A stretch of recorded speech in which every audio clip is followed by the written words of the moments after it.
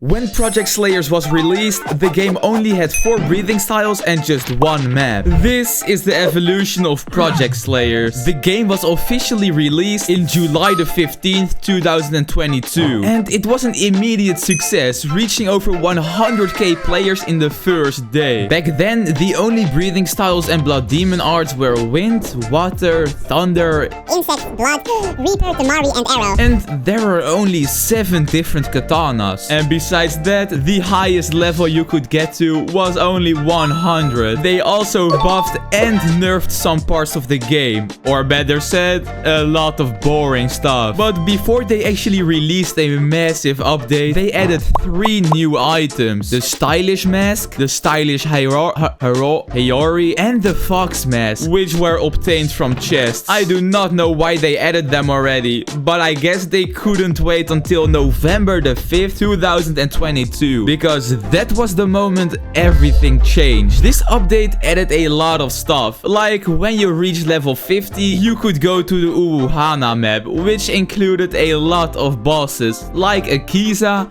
Rengoku, and new areas like Norme Village, Wap City, and a lot more. The level cap was also increased to level 175. There were also new clans added, like the Rengoku clan. But that's not the only thing, since masks, scarves, Hayoris, and necklaces were also added. And these were all obtained from the new dungeons and the Mugen train. This added a massive layer of content and made the game a lot more fun and replayable. Most importantly, 3 new breathing styles and blood demon arts were added. And those were Flame, Beast, Mist, Dream, Swamp, and Shockwave, which made the game way more interesting. And what did you think happened to the player count? Yeah, it skyrocketed after this update. However, it didn't last long, because the game slowly started declining, and it just kept around 4k players consistently. This went on for multiple months, since the game became a bit still. There were no updates, and yeah,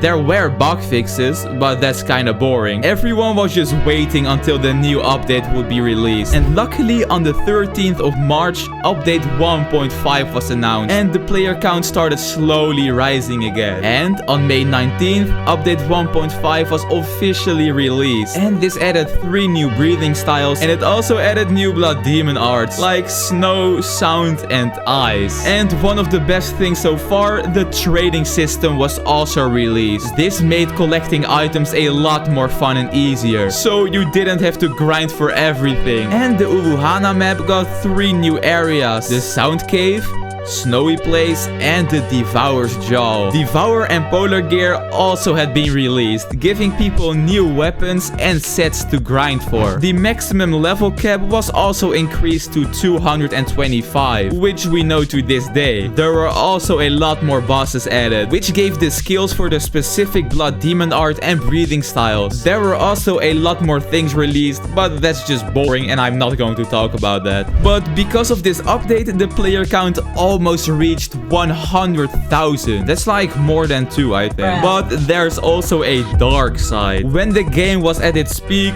Project Slayers got hacked by an unknown person. And if you try to join the game at this moment, you would get teleported to an Among Us game. The hackers literally could do anything, and they chose to add that. And I swear, if I see one person commenting sus, yo, I would just lose it, man. But okay, the Among Us incident luckily got fixed very quickly. However, the player count started to drop rapidly, since the update did not make people play the game for longer. But luckily on June 14, 2023, the new update was released and some breathing was confirmed. However, we still have no clue when some breathing will be released. But you know, we are hoping that it will release soon, and hopefully this will give some extra content to the game. The game isn't around for that long, so many updates will be released in the future. This was the full evolution of Project Slayers.